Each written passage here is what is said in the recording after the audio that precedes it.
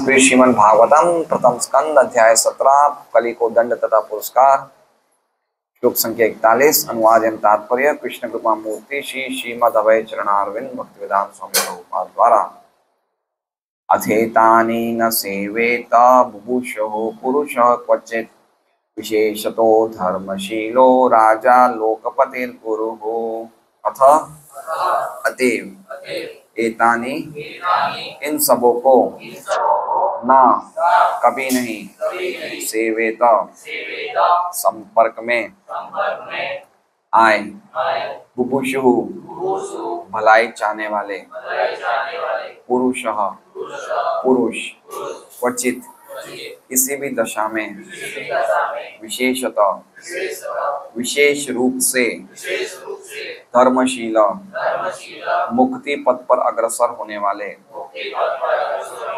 राजा राजा लोकपति जननेता गुरु ब्राह्मण तथा सन्यासीगण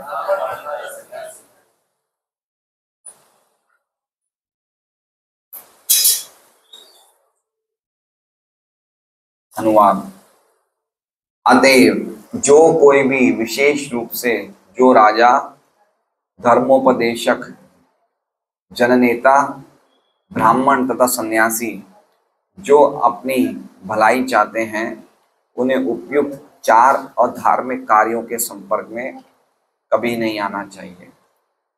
ओम ज्ञानतिमिरान्धस्य ज्ञानाञ्जनशलाकया चक्षुरुन्मीलितं येन तस्मै श्रीगुरुवे नमः। नाम श्रेष्ठमनुमभिषति पुत्रमत्र स्वरूपं रूपं तस्याग्रजं गुरुपुरीं माथुरीं गोष्ठवाटिं राधाकुण्डं गिरिवरम् अहोराधिका माधवाशां प्राप्तो यस्य कृपया श्रीगुरुं तं नतोऽस्मि। वन्देऽहं श्रीगुरोः श्रीयुतः पदकमलं श्रीगुरून् वैष्णवांश्च श्रीरूपं सहग्रजातं सहगण रघुनाथान्वितं तं सजीवं साद्वैतं सावधूतं परिजनसहितं कृष्णचैतन्यदेवं श्रीराधा कृष्णपादान् सहगण ललिता श्री विशाखान्वितांश्च गुरु वैष्णव भगवान तीने स्मरण अय विघ्न विनाशन अनायास होय निज वांछित पूर्ण। हरे कृष्णा कृष्णा कृष्णा हरे हरे हरे राम राम राम हरे हरे। सभी भक्तों का श्रीमद् भागवतम क्लास में स्वागत है। 20 किलोमीटर दूर से आ रहे हैं श्यामा वल्लभी माता जी बारिश में बहुत अच्छी बात है। तो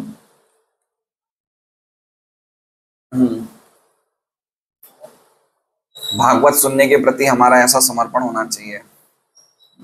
कहाँ सूरत के कोने से आ रहे हैं, बहुत अच्छी बात है ये। तो श्रीमद् भागवतम के श्लोकों की श्रृंखला में आज हम लोग जो श्लोक ले रहे हैं वो श्लोक क्या है? दैट इज अ चेतावनी। क्या है? साधु सावधान। ये चेतावनी वाला श्लोक है ना। 36 और 37 श्लोक में, 2 श्लोक में हमने पढ़ा कि कली ने कुछ स्थान मांगे राजा परीक्षित से कि मुझे आप रहने के लिए कुछ स्थान दीजिए। 38 से 40 3 श्लोकों में राजा परीक्षित ने कली को 5 स्थान दिए। कितने स्थान दिए? 5 स्थान दिए। कौन से 5 स्थान महाप्रभु? प्रभु 5 स्थान कौन से हैं?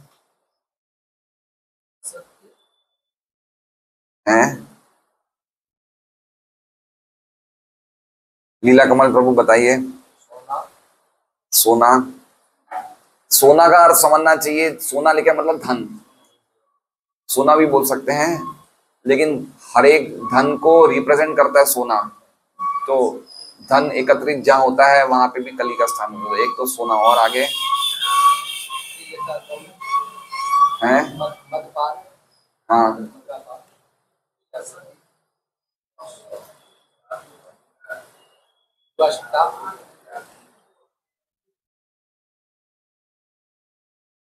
मांस भक्षण। तो 38, 39, 40 में 5 स्थान कली ने दिए, कली को दिए राजा परीक्षित ने। और 5 स्थानों में जो 38वां श्लोक था वो हमारे इस्कॉन के 4 नियम हैं। ठीक है, तो ये समझना चाहिए कि प्रभुपाद ये इस्कॉन के नियम नहीं, ये शास्त्र के नियम है। कोई लोग बोलते हैं आपके इस्कॉन वालों के 4 नियम, इस्कॉन के 4 नियम नहीं है ये भागवत के 4 नियम है। अभ्यर्थितस तदा तस्मै, अभ्यर्थितस तदा, तदा मतलब उस समय जब अभ्यर्थितस रिक्वेस्ट किया गया, तस्मै मतलब उसको, कलय कली को क्या दिया, स्थानानि कलय ददो, स्थान दिए, ददो मतलब दिए, क्या दिए, द्यूतम पानम स्त्रिय सूना, द्यूत मतलब जुआ, पानम मतलब मदिरा पान, स्त्रिय मतलब अवैध स्त्री संग, और सूना मतलब पशु हत्या है। यत्रा धर्म चतुर्विधा, जहाँ पे अधर्म ये चारों जगह पे रहता है, वो चारों स्थान दिए कली को। ये 38वें श्लोक में पढ़ा था। 39वें श्लोक में पढ़ा कि पुनश्च याचमाना है, पुनश्च मतलब वापस, पुनः मतलब वापस, फिर भी वापस कुछ मांगा। क्यों मांगा? क्योंकि उन्होंने देखा कि यहाँ तो ये चारों चीजें है ही नहीं, तो याचा माना है। याचा माना है मतलब मांगने वाला, मतलब कौन? कली, मतलब जो मांगने वाला भिक्षु। कली को वापस जब मांगा गया, जात रूपम अदात प्रभु, जात रूपम, जात रूपम मतलब सोना, अदात मतलब वो स्थान रहने के लिए प्रभु मतलब महाराज परीक्षित ने दिया। ततो, ततो मतलब जिससे, ततो का अर्थ क्या हो गया? जिससे, किससे? किससे? सोना, सोने वाला स्थान देने से क्या हुआ? अनृतम, मदम, कामम, रजो, वैरम, ये पांचों चीजें जहां पे निवास करती है वो स्थान दे दिया कली को। पांचों चीजें कहाँ रहती है? सोने में, मतलब धन में। धन जिसके पास ज्यादा होता है और जो धन का सदुपयोग नहीं करता है, उस धन में ये पांचों चीजें आ जाती है। क्या क्या आ जाती है? असत्य, मदम मतलब गर्व है ना, नशा, कामम मतलब विषय वासना, रजो, रजो मतलब हिंसा, रजोगुण, रजोगुण, और वैरम मतलब शत्रुता। ये सब चीजें पांचों की पांचों आ जाती है। तो वो स्थान, क्या चीज है ना, ये चारों इंक्लूड है। है अलग अलग, लेकिन ये 4 तो है ही है, वो 4 तो ऑलरेडी है। लेकिन वैर तो क्या, एक भावना है ना। तो जिसके पास सोना होगा और वो धन होगा, और वो धन का अगर वो सदुपयोग नहीं कर रहा, तो ये पांचों चीजें ऑटोमेटिकली जनरेट हो जाएगी। समझ रहे हैं? असत्य, नशा, तीसरा है विषय वासना, चौथा है क्या कहते हैं, हिंसा, शत्रुता कह सकते हैं, और पांचवा है शत्रुता, चौथा है हिंसा। तो ये 5 स्थान कली को दे दिए। आगे बता रहे हैं अमुनि, 40वां श्लोक, अमुनि पंच स्थानानि ही अधर्म प्रभव कली। अमुनि मतलब इन, अमुनि का अर्थ क्या हो गया? इन, पंच स्थानानि ये 5 स्थानों में, ही निश्चित ही अधर्म प्रभव कली, निश्चित ही अधर्म को प्रभव, प्रभव मतलब जन्म देने वाला या प्रोत्साहन देने वाला, निश्चित ही कली ये अधर्म को प्रोत्साहन देने वाले 5 स्थान में रहने लग गया। किसने दिए स्थान? तो कह रहे हैं औत्तरेण दत्तानी, औत्तरेण, औत्तरेण मतलब उत्तरा के पुत्र परीक्षित महाराज ने स्थान दत्तानी में दिए। न्यवसत, न्यवसत मतलब निवास करने लगा। तन निदेशकृत, तन मतलब परीक्षित महाराज के, निदेश मतलब आदेश के अनुसार वो इन 5 स्थानों में निवास करने लगा। ये 5 स्थान कली क्या है? ये अधर्म, अधर्म के स्थान है, या अधर्म को जन्म देने वाला कली ये 5 स्थानों में रहने लग गया महाराज परीक्षित के आदेश पे।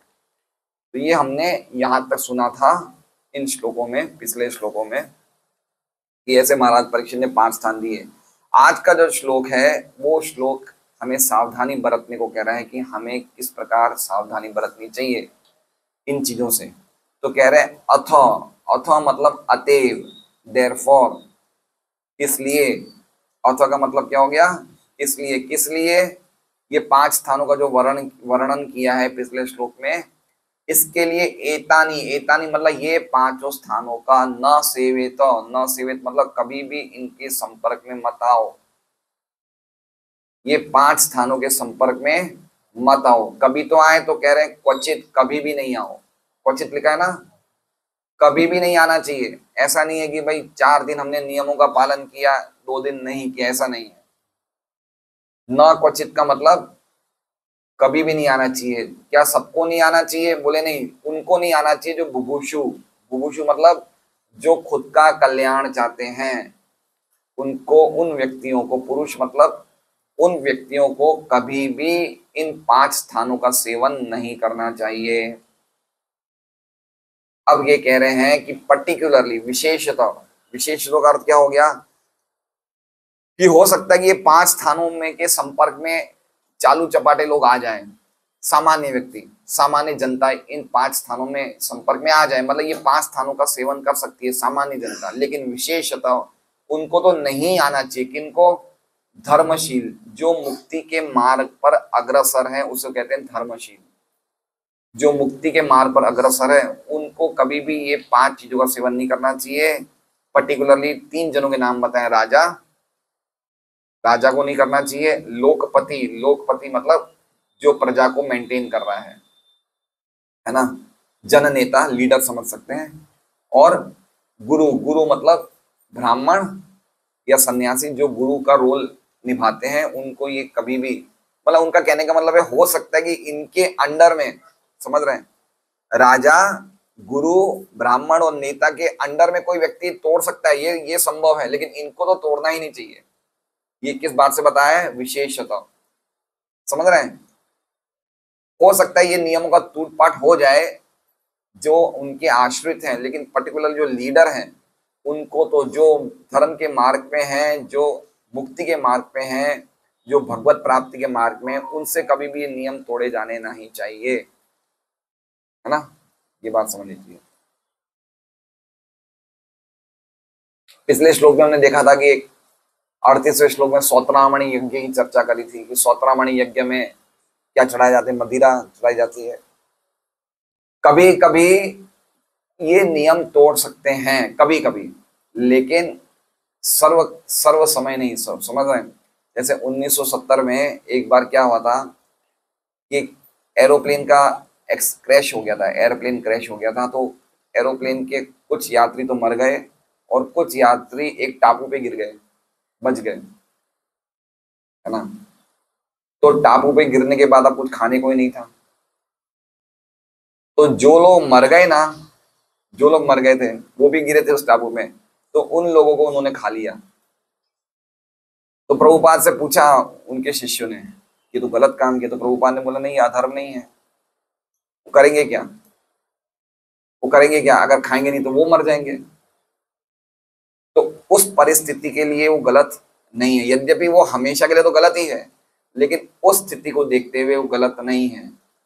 समझ रहे बात को, है ना। कोई कोई कभी कभार ऐसा हो सकता है, लेकिन वो सर्वकालिक सत्य नहीं है कि हमेशा उस चीज को ही फॉलो करो। तो ये बात समझनी चाहिए। अब हम देखते हैं श्रीधर स्वामी की क्या टीका है। तो ये श्लोक तो आप समझ गए। ये हम सबके लिए सावधानी है कि हमें ये 5 नियमों को कभी भी ब्रेक नहीं करना चाहिए।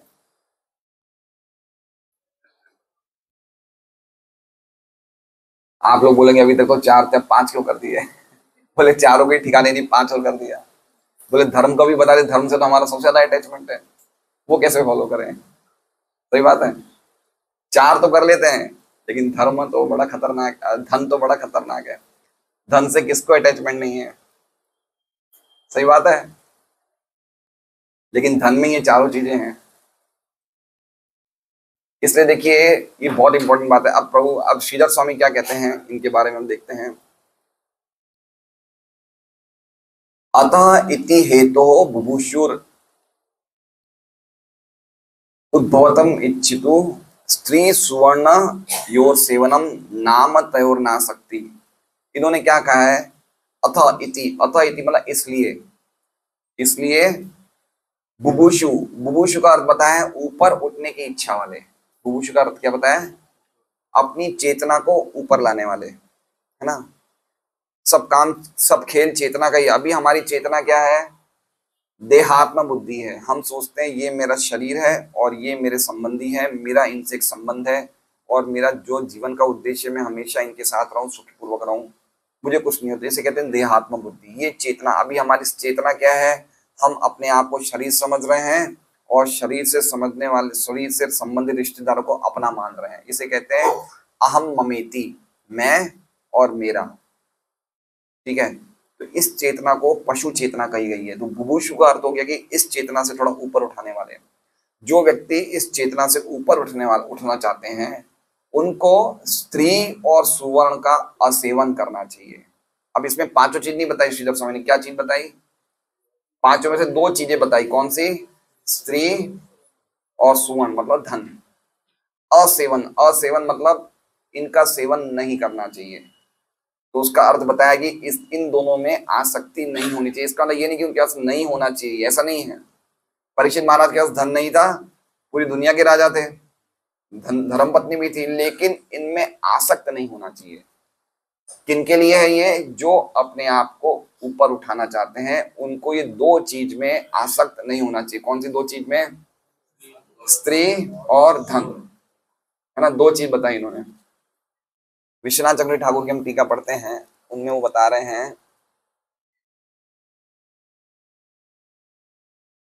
जो व्यक्ति अपना खुद का लाभ चाहता है, विशेष रूप से धार्मिक राजा, जननेता और गुरु, उनको इन पांच चीजों में लगना नहीं चाहिए।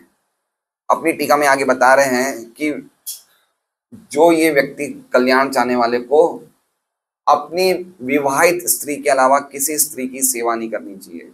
सेवा का मतलब समझ है? सेवा मतलब उनसे कोई प्रकार का संपर्क नहीं रखना चाहिए। किसके छोड़ के? विवाहित स्त्री को छोड़ के किसी प्रकार का दूसरी स्त्री से संपर्क नहीं करना चाहिए। ये बताया, एक अर्थ बताया है। दूसरा अर्थ बताया बुभुक्षु। बुभुक्षु का अर्थ बताया कि अपना कल्याण चाहने वाले। और दूसरा बता रहे हैं कि व्यक्ति को सोने में या धन में नहीं लगना चाहिए, मतलब कुछ हद तक लगना चाहिए, लेकिन उससे अटैच नहीं होना चाहिए, कोई भी तरीके से उससे आसक्त नहीं होना चाहिए। तो विश्वनाथ चक्रवर्ती ठाकुर, श्रीधर स्वामी दोनों एक ही चीज बता रहे हैं और आगे प्रभुपाद भी तात्पर्य में इसका वर्णन करेंगे। तो ये क्यों ऐसा कहा गया है, स्त्री और सोना, है ना। देखिए आप समझ लीजिए कि परिवार में देखिए तो झगड़ा किसके कारण होता है? भाइयों में झगड़ा या घर में झगड़ा के मेन दो कारण कौन से हैं? स्त्री और धन, दो ही कारण है, बताइए। भाइयों में बंटवारा होता है, किसके कारण होता है? धन के कारण होता है। जमीन ज्यादा, वो एक धन का ही रूप है। और अगर स्त्रियों में झगड़ा होता है तो किसके कारण? स्त्रियों के कारण होता है। लेकिन स्त्रियों के कारण क्यों होता है? क्योंकि जब पति स्त्री से अटैच होता है तो स्त्रियों को अवसर मिल जाता है झगड़ा करने का। पॉइंट समझ रहे हैं? खाली स्त्रियों के रहने से झगड़ा नहीं होता है, लेकिन जब स्त्रियों का पुरुष के प्रति और पुरुष के स्त्रियों के प्रति जब अत्यधिक अटैचमेंट होता है तो झगड़े की स्थिति होती है। उसी प्रकार से धन से कोई झगड़ा नहीं होता है, लेकिन जब हम धन से आसक्त होते हैं तो झगड़ा होता है। तो हम देख सकते हैं परिवार के अंदर या परिवार के बाहर, आप कोई भी देख लीजिए, पेपरों में कहीं भी कोई ना कोई दंगा हो रहा है, कोई फसाद हो रहा है, या कोई भी ज्यादा समस्या आ रही है, जिनके ज्यादातर जो रीजंस हैं, ज्यादातर रीजंस ये दो ही हैं। कौन सा? स्त्री से आसक्ति और धन से आसक्ति। इतिहास की जो दो सबसे बड़ी लड़ाई हुई, उनके पीछे भी यही दो कारण थे। कौन सी दो लड़ाई हुई? रामायण और महाभारत। उसके पीछे भी कारण क्या था? स्त्री और धन। रामायण का तो मेन कारण सीता जी का था, और महाभारत में द्रौपदी का भी था और जायदाद संपत्ति का भी था। तो देख सकते हैं कितना खतरनाक है। इसलिए हमें बहुत सावधान रहना चाहिए, पर्टिकुलरली भक्तों को। भक्त लोग क्या है, अभी हम लोग इस स्थिति में आ गए हैं कि हम नशा तो छोड़ दिया है, हमने नशा सबने छोड़ दिया है। वैसे भी कौन सा करते थे, चाय कॉफी पीते थे, वो भी छूट गया आसानी से। ठीक है, नॉन वेज तो ज्यादातर हम कोई खाते ही नहीं थे। हद से हद भक्ति में आने के वाले भक्ति के आने के पहले शायद प्याज लहसुन का सेवन करते थे, वो भी छोड़ दिया। लहसुन की चटनी तो हम राजस्थान को बड़ा शौक था, वो भी छूट गया, आसानी से छूट गया। तो द्यूतम, जुआ सट्टा भी कोई इजी हार्ड नहीं है, मुश्किल नहीं है, लेकिन दो चीज बड़ी मुश्किल है। क्या है? अत्यधिक स्त्री प्रसंग, स्त्री से आसक्ति, और धन से आसक्ति। सही बात है, ये छूटने में मुश्किल आ रही है, नहीं आ रही है?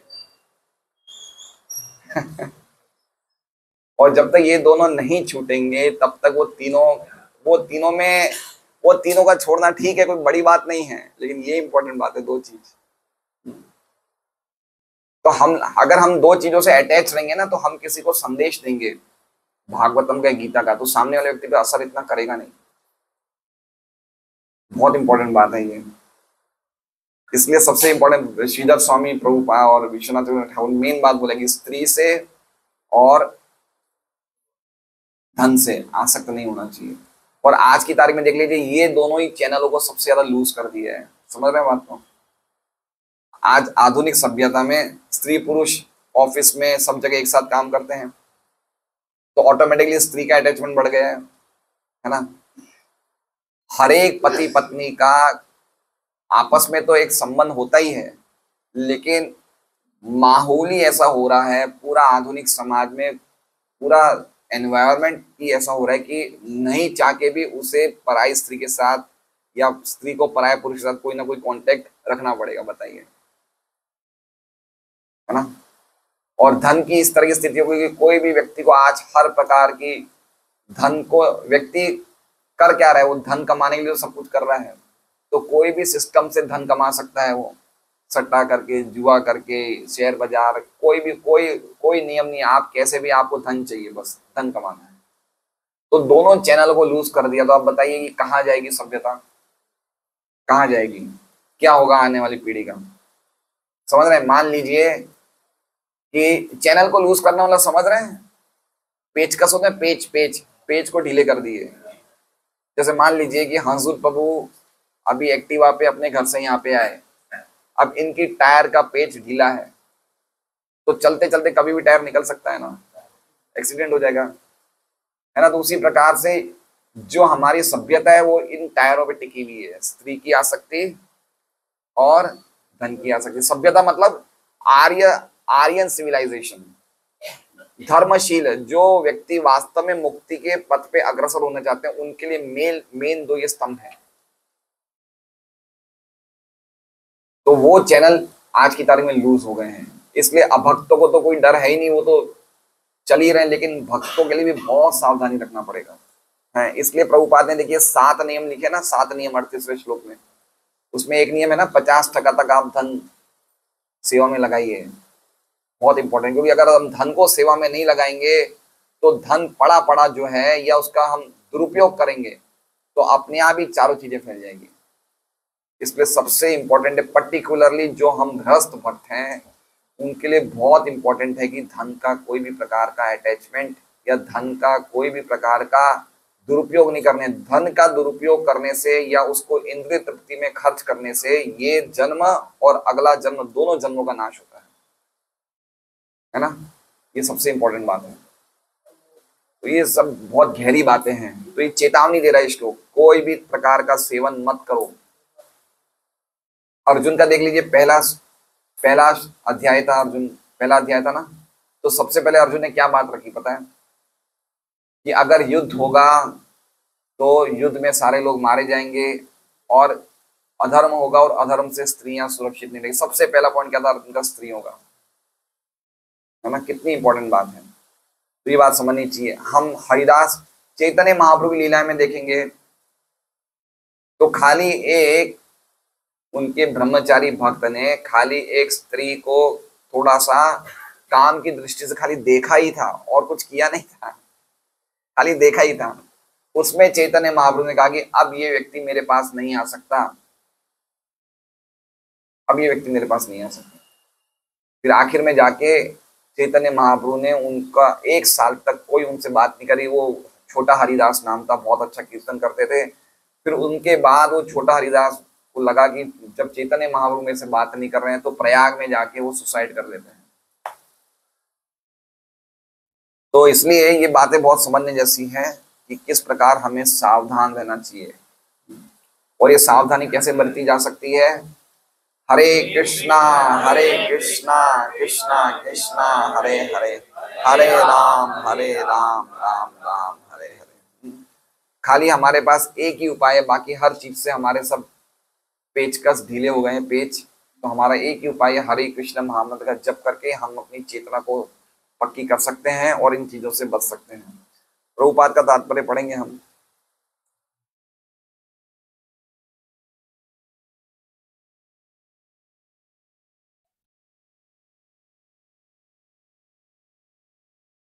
एक चीज श्रीधर स्वामी ने बहुत अच्छी लिखी है 38वें श्लोक में। 38वें श्लोक में उन्होंने क्या कहा है कि धर्म के चार खंबे कौन से हैं? सत्य, दया, तप और शौच। ठीक है ना, चार। ठीक है। अब श्रीधर स्वामी देखिए कितनी सुंदर बात बता रहे हैं। वो कह रहे हैं कि धर्म के चार जो खंबे हैं, धर्म के चार पैर हैं, लेकिन भागवतम में 12.3.18 में धर्म के चार पैर दूसरे बताए हैं। तीन तो सेम है, एक को बदल दिया है। तो क्या बताए हैं? धर्म के चार पैर 12.3.18 में बताए हैं। सत्य तो सेम है, दया सेम है, तपस्या ये भी वही है। चौथा पैर कौन सा बदल दिया? शौच के बदले क्या लिख दिया? दान। क्या लिख दिया? कहां लिख दिया? भागवतम में लिखा हुआ है। अभी लिखा हुआ है शौच, और 12वें स्कंद में क्या लिखा हुआ है? दान। तो ऐसा क्यों किया? आचार्य कितनी अंदर तक बातें समझते हैं, हमें तो ये चीजें दिमाग में नहीं आती है। तो आचार्य बोलते हैं दान क्यों लिखा? जब दान तो है नहीं, शौच है, तो दान क्यों लिखा? धर्म का एक पैर तो शौच है, तो दान क्यों लिखा? तो आगे बता रहे श्रीधर स्वामी कि दान शब्द के द्वारा पवित्रता को ही इंगित किया गया है। क्या कह रहे हैं? दान शब्द के द्वारा शौच को यानी कि पवित्रता को ही इंगित किया है। कैसे इंगित किया? तो कह रहे हैं जब व्यक्ति दूसरों को अभय दान देता है तो उसका मन पवित्र होता है। क्या देता है? अभयदान। अभयदान मतलब समझ रहे हैं? अभयदान मतलब कोई सामने वाले व्यक्ति को, अभय मतलब निर्भय होने के लिए कुछ ना कुछ दान देता है, चाहे वो हरि नाम का प्रचार करके, चाहे प्रचार ये प्रवचन करके, या फिर उसे कोई ना कोई प्रकार का दान देता है, तो उसका मन क्या होता है? पवित्र होता है। तो पवित्र आया नहीं आया? शौच हुआ नहीं हुआ? हो गया ना शौच। इसलिए व्यक्ति को देने की प्रवृत्ति रहनी चाहिए, रखनी चाहिए। अगर मन की पवित्रता चाहते हैं तो दान देने की प्रवृत्ति होनी चाहिए, है ना। भक्तों को सेवा देना चाहिए। जितना ज्यादा हम कृष्ण भावनामृत के प्रचार के लिए, कृष्ण भक्ति के प्रचार के लिए हम दान देते हैं, तो हम ऑटोमेटिकली शौच के धर्म का चरण का पालन कर लेते हैं। इसलिए दान लिखा हुआ है। तो कितना अटैच बताया। अब एक और चीज बता रहे हैं आगे। आगे कह रहे हैं कि अधर्म के चार खंबे हैं। कौन से हैं? अधर्म के चार खंबे कौन से हैं? हमने पढ़े थे ना। एक तो गर्व था, एक नशा था, तीसरा झूठ बोलना, और चौथा अत्यधिक स्त्री प्रसंग, है ना। ये चार था। अब आगे 12.3.20 में अधर्म के चार पैर क्या लिखे हुए हैं? वो लिखे हुए हैं असत्य, हिंसा, असंतोष और झगड़ा। क्या लिखा हुआ है? असत्य, हिंसा, असंतोष और झगड़ा। ये चार चीजें बताई है। अब इसमें कहा है कि असंतोष शब्द जो लिखा हुआ है उसका अर्थ हो गया है गर्व। असंतोष का शब्द का अर्थ क्या हो गया है? तो वो चार जो अधर्म के खंबे थे उससे ये भी सिमिलर ही है, लेकिन एक चीज का चर्चा नहीं है। किसमें नहीं है? उनमें नहीं है, इसमें है। क्या है? झगड़ा। क्या है? क्लेश या झगड़ा। जैसे उसमें क्या था? स्त्री प्रसंग, अत्यधिक स्त्री प्रसंग था, अधर्म के चार खंभों में एक था। ठीक है, लेकिन इसमें क्या बताया? अत्यधिक स्त्री प्रसंग नहीं बताया। क्या बताया? झगड़ा बताया। तो श्रीधर स्वामी कह रहे हैं कि झगड़े का कारण स्त्री संग से ही लक्षित होता है। बता रहे ना कि स्त्री संग के कारण ही घरों में और बाहर झगड़े होते हैं, इसलिए उसको क्या लिखा हुआ है? झगड़ा लिखा हुआ है। तो ये विरोध नहीं है। हमें ऐसा नहीं समझना चाहिए भागवतम में इस जगह ये लिखा हुआ है और इस जगह ये लिखा हुआ है, एक ही चीज है, लेकिन उसको समझाने का तरीका थोड़ा सा डिफरेंस, लेकिन विरोध नहीं है कोई भी प्रकार का। अब हम तात्पर्य पढ़ते हैं।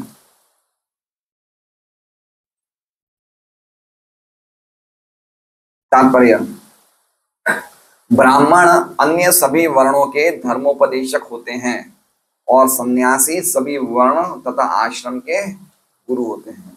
ठीक है, तो चारों वर्ण के जो लीडर होते हैं वो कौन होते हैं? ब्राह्मण, है ना।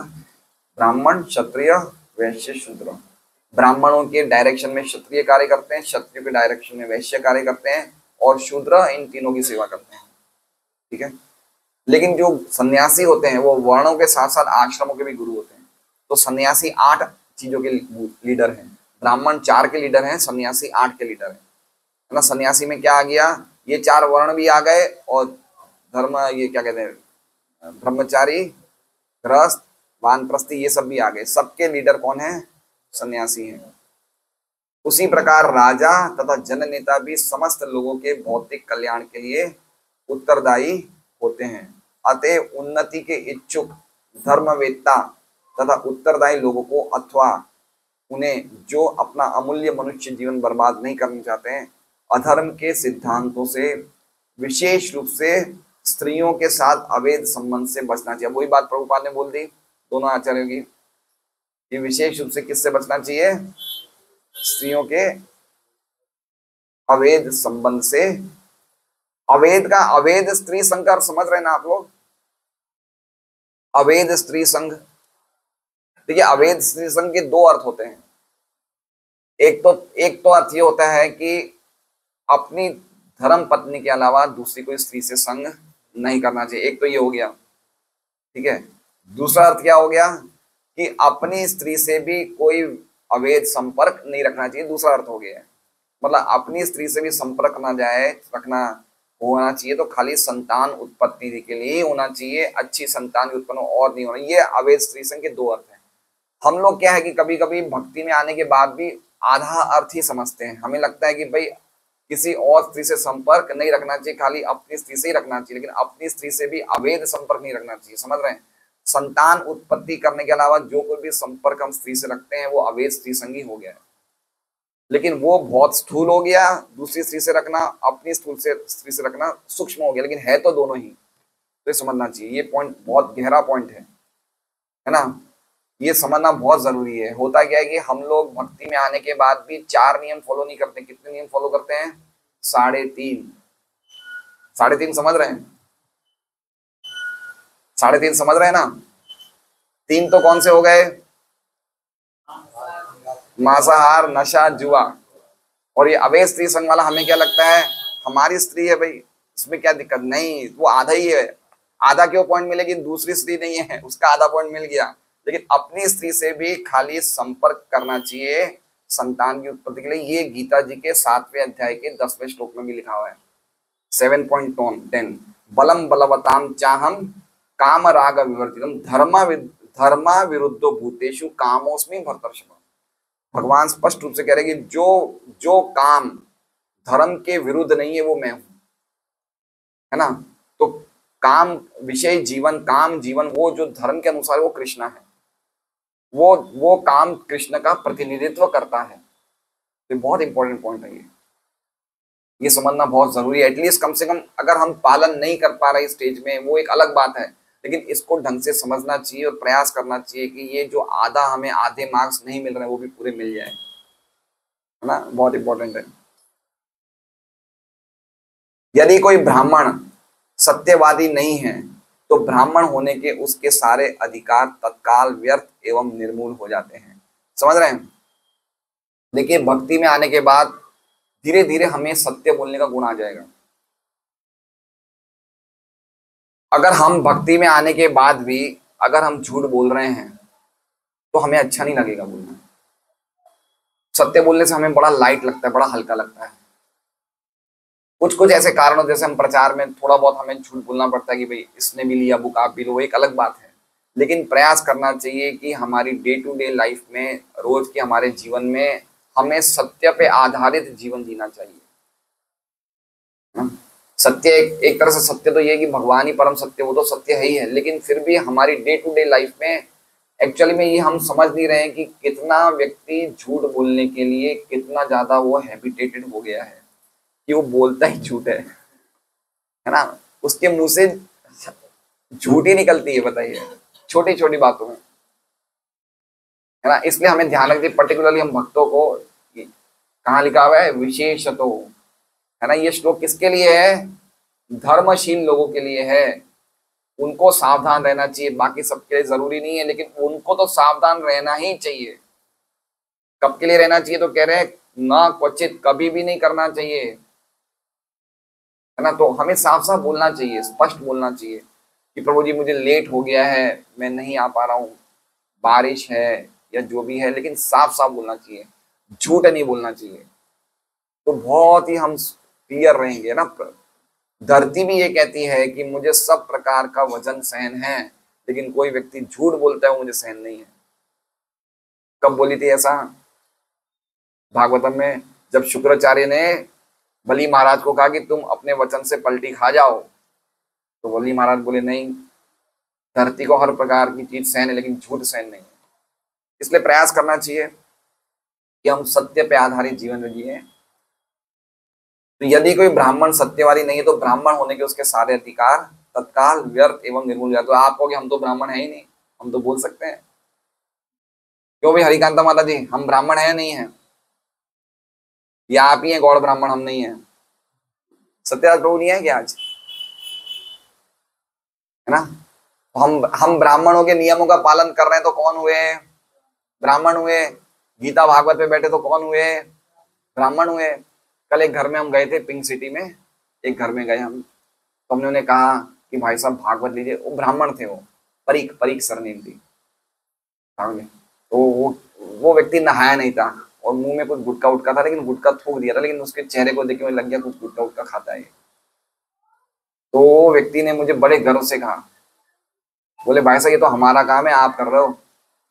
बोले आप तो बनी हो, ये आपका काम थोड़ी है, ये तो हमारा काम है। मैंने मन में तो आया कि बोलूं कि भाई तू क्या कर रहा है, लेकिन मैं देखा अगर ये बोल दूंगा तो वो एक बुक भी लेने वाला नहीं लेगा। तो मैंने बोला इसलिए तो आप हमारे आराध्य देव हैं, आप लीजिए। फिर एक बुक ली उन्होंने।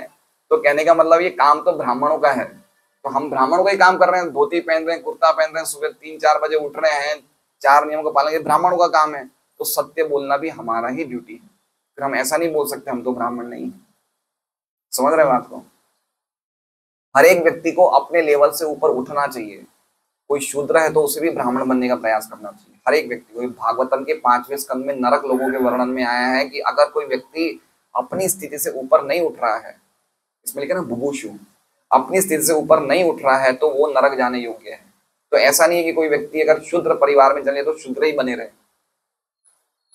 है ना, उसको ऊपर उठना चाहिए। तो इसलिए हमें प्रयास करना चाहिए कि सत्य पे आधारित जीवन जिए। आगे बता रहे हैं,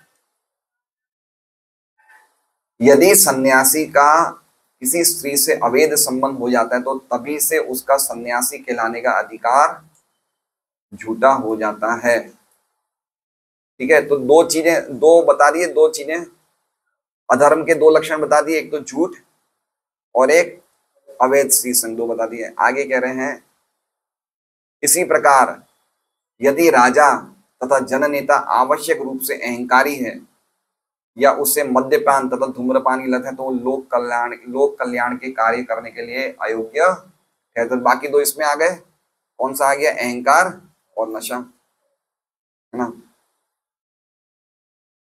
सत्य सच्चाई सभी धर्मों का मूल सिद्धांत है। वही बात वापस जो प्रभुपाद ने पहले आई थी कि वो धर्म रूपी बैल खाली एक ही पैर पे लड़खड़ा रहा था, वो पैर कौन सा था? सच्चाई। तो अगर सच्चाई होगी, मतलब कि अगर कृष्ण परम सत्य का हमने आश्रय लिया है तो धीरे धीरे सच्चाई से हम बाकी चीजों को वापस एकत्रित कर सकते हैं। मानव समाज के 4 प्रकार के अग्रणी अर्थात सन्यासी, ब्राह्मण, राजा तथा जननेता की परीक्षा उनके चरित्र तथा गुणों के आधार पर की जानी चाहिए। समझ रहे हैं बात को आप? देखिए, ये हमें लग रहा है सिंपल सी बात है, लेकिन आज ये 4 चीजों की कमी से 150 करोड़ के देश की क्या हालत हो गई है। समझ रहे बात को? घर में माँ बाप भगवत शिक्षा नहीं दे रहे हैं, स्कूल में टीचर प्रोफेसर ये शिक्षा नहीं दे रहे हैं। मैं किसकी बात बता रहा हूं? लोकपति, जो प्रजा के पालक हैं। माँ बाप भी पालक हैं, टीचर प्रोफेसर भी पालक हैं, जो हमारे नेता हैं वो भी पालक हैं, सब पालक है। कौन दे रहा है शिक्षा? कोई नहीं दे रहा। लोगों की हालत देखिए क्या हो गई है, क्या स्थिति हो गई है बताइए।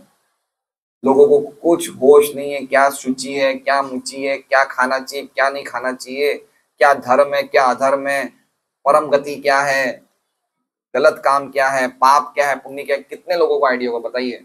150 करोड़ की आबादी के देश में कितने लोगों को पता होगा ये बात? मुश्किल से 0.001% लोगों को पता होगा। क्यों? क्योंकि ना तो राजा ने, ना ही कोई नेता ने, ना ही कोई गुरु ने, ना ही कोई माता पिता ने ये चीजें अपने आश्रितों को सिखाई। क्यों नहीं सिखाई? क्योंकि वो इन चीजों से मुक्त नहीं है। कोई मुक्त है? कौन नेता ऐसा नहीं है जो ड्रिंक नहीं करता है? कोई बहुत कम होंगे ऐसे, है ना, बहुत कम होंगे बताइए। यहां तक कि कितने तो साधु भी हैं जो चाय पीते हैं, है ना। कितने साधु हैं भारत में कि वो चाय पीते हैं, ठीक है। अभी निराशाराम किस चक्कर में पकड़ा गया? स्त्री से संपर्क रखा था। और इसमें वो बात सभी कह रहे हैं कि सन्यासी का कोई संपर्क नहीं होना चाहिए। तो इसलिए हो क्या रहा है कि जब ऐसे लोग लोगों को गाइडेंस दे रहे तो लोगों के जीवन में कोई फर्क नहीं पड़ रहा है। हम लोग बोलते तो क्यों फर्क पड़ता है?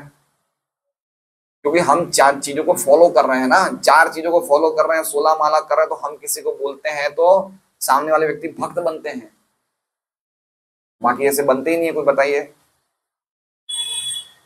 कोई नहीं करता है फॉलो। ये बहुत इजी बात नहीं है, बहुत मुश्किल बात है। और ये भागवत गीता में भी भगवान कहते हैं यद यद आचरति श्रेष्ठ तत्तदेवेतरो जन स्वयं प्रमाणम कुरुते लोकस्तदनुवर्तते, कि श्रेष्ठ व्यक्ति समाज का जो करता है दूसरे व्यक्ति उसका आचरण करते हैं, उसका अनुशीलन करते हैं, उसका अनुसरण करते हैं। इसलिए हमें हमें कुछ रोल अदा है, हमारा एक समाज में एक हमारा रोल है, हमें वो रोल पूरा करना है। लेकिन वो रोल पूरा करने के पहले अगर हम वास्तव में, अब तो हम वैष्णव बनने जा रहे हैं, तो हम वैष्णव को क्या कितना कंट्रोल करना चाहिए अपने आप को, कितना उसको भक्ति में लगा रहना चाहिए, वो बात है ना। ये तो किसकी बात बता रहे हैं? सन्यासी, ब्राह्मण, राजनेता की बात बता रहे हैं। लेकिन हम लोग कौन सी किस चीज को प्राप्त करने के लिए हैं? शुद्ध भक्त बनने के मार्ग पे। तो हमें क्यों नहीं फॉलो करना चाहिए? कितना जरूरी है चीजों को, इस चीजों को मानना और फॉलो करना। और इसका सबसे जरूरी लक्षण क्या है? अपने धन को देना चाहिए। ये गृहस्थों का सबसे बड़ा धर्म है। ये गीता जी में 18वें अध्याय में 16वें अध्याय में बार बार भगवान ने कही ये बात कि देना चाहिए, निकालना चाहिए, निकालना चाहिए। नहीं तो जब तक हम ये दान की हमारे में प्रवृत्ति नहीं होगी तब तक हमें माला में मन नहीं लगेगा। नाम में रुचि चाहिए या धन में रुचि चाहिए? किस में चाहिए? बोलने में क्या दिक्कत है ना। एक लक्षण क्या बताया था कलयुग का? हैगरी प्रभु आए थे, बाहर से हम क्या दिखते हैं? ईमानदार। अंदर से क्या दिखते हैं? ये कली का एक लक्षण है। इसलिए नाम में रुचि चाहिए तो दामों को कहीं ना कहीं लगाना पड़ेगा, भगवत कार्य में, सत्कार्य में। दोनों चीजें साथ में नहीं चल सकती, है ना। कहाँ लिखा हुआ है? शिक्षाष्टकम में लिखा हुआ है। अरे सॉरी, शिक्षा नहीं, षड गोस्वामी अष्टकम में लिखा हुआ है, पढ़ लीजिए। त्यक्त्वा तूर्णम अशेष मंडलपति श्रेणीम सदा तुच्छवत। रूप गोस्वामी, सनातन गोस्वामी, रघुनाथ दास गोस्वामी। त्यक्त्वा तूर्णम, तूर्णम मतलब समझे? तूर्ण, तूर्ण मतलब किसे बोलते? तिनके की तरह सब कुछ दे दिया। कौन थे वो? अशेष मंडलपति, गवर्नर थे। कॉपी ने कंठासित हो, कॉपी और कंठ पहन लिया। समझ रहे बात को? सनातन गोस्वामी को तब तक भगवान ने, चैतन्य महाप्रभु ने ज्ञान देना शुरू नहीं किया तब तक उनकी कंबल से आ सकती थी। किससे आ सकती थी? कंबल से। तो कह रहे हैं सनातन को, बोले बोले भिक्षा मांग रहे हो, कंधे पे कंबल है ना। भिक्षा कौन मांगता है? जिसका कुछ नहीं होता। तुम तो इतनी महंगी कंबल टांगे घूम रहे हो। फिर जब सनातन गोस्वामी ने कंबल निकाली तो फिर उन्होंने दिव्य ज्ञान दिया। इसे समझने जैसी बात है।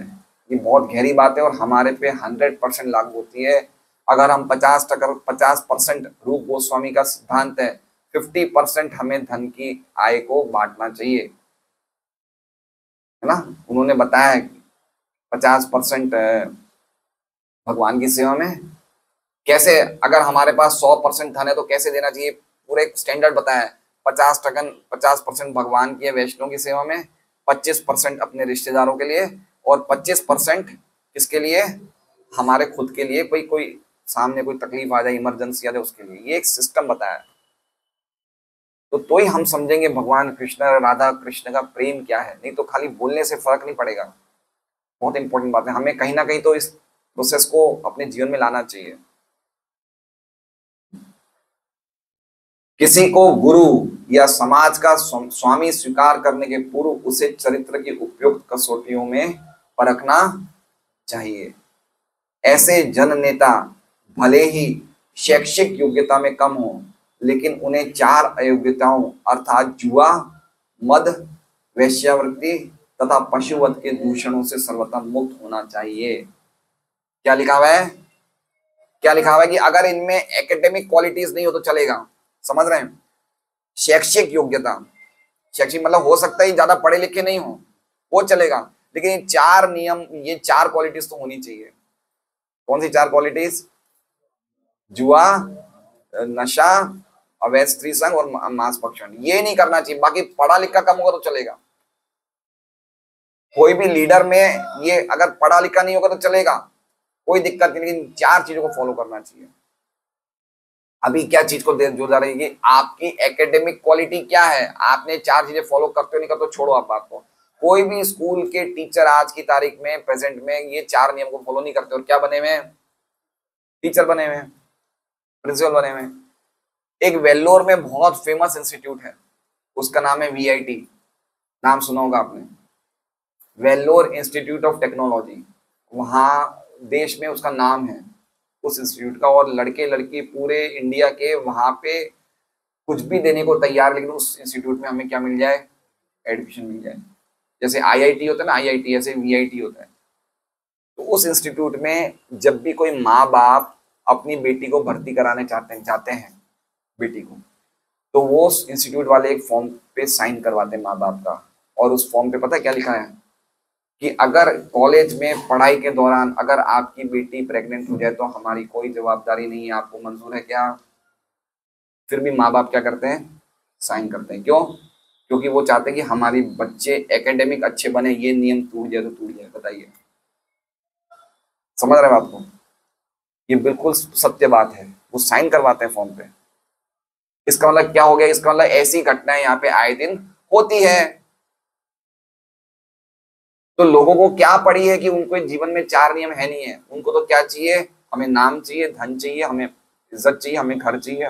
ये 4 चीजों को फॉलो नहीं करे तो क्या दिक्कत है? तो ये स्थिति हो गई है। इसलिए एटलीस्ट कम से कम हमें समझना चाहिए कि अगर हम भक्ति का अभ्यास करें तो एटलीस्ट हमारे जीवन में जो भी कोई आते हैं, संपर्क में आते हैं, तो हमें प्रयास करना चाहिए कि उनको हम ढंग से शिक्षा दें, जिससे कि वो भी समझे जीवन के मूल्यों को। नहीं तो वही राजा ऋषभदेव वाला श्लोक आ जाएगा। कौन सा श्लोक है? गुरुर न सस्यात्, स्वजनो न सस्यात्, जननी न सस्यात्, न पिताश्च सस्यात्, पिता न सस्यात्, न जननी न सस्यात्, देवम न तस्य न पतिश्च सस्यात्, न मोचयेत यः समुपेतु मृत्यु। कोई भी व्यक्ति अगर अपने आश्रितों को जन्म मृत्यु के चक्कर से निकालने के लिए ज्ञान नहीं दे रहा है या निकालने का प्रयास नहीं कर रहा है, उसे गुरु, उसे संबंधी, उसे माँ, उसे बाप, उसे देवता, उसे पति बनने का कोई अधिकार नहीं है। इसलिए इसमें लिखा है विशेषतः, पर्टिकुलरली जो मुक्ति के मार्ग पे हैं, राजा हैं, नेता हैं, गुरु हैं, सन्यासी हैं, उनको ये 5 चीजों का कभी सेवन नहीं करना चाहिए। और उसमें हम भक्त भी आ गए हैं। क्यों? क्योंकि हम भी गुरु की रोल अदा कर रहे हैं। गुरु आए नहीं है, हम लोगों को बोलते हैं हम हरे कृष्णा बोलिए सत्संग में है, तो हम एक शिक्षा गुरु की भूमिका अदा कर रहे हैं, नहीं कर रहे हैं? वो भी तो शिक्षा गुरु का कार्य है। आप किसी भाई साहब को बोलो भाई साहब हरे कृष्णा बोलो, तो आपने कुछ शिक्षा दी नहीं दी, तो गुरु हुए नहीं हुए, है ना। माँ तो बच्चों का जन्म से ही गुरु हो जाती है। इसलिए हमें 5 चीजों से बचना चाहिए। तो ये आज का श्लोक का अर्थ हमने थोड़ा समझने का प्रयास किया। हरे कृष्णा। श्रीमद् भागवतम की जय। वांछाकल्पतरुभ्यश्च कृपा सिंधुभ्यो च पतितानां पावनेभ्यो वैष्णवेभ्यो। सभी भक्तों को बहुत बहुत धन्यवाद है जो बड़ी वर्षा में भी सब लोग आए यहाँ पे।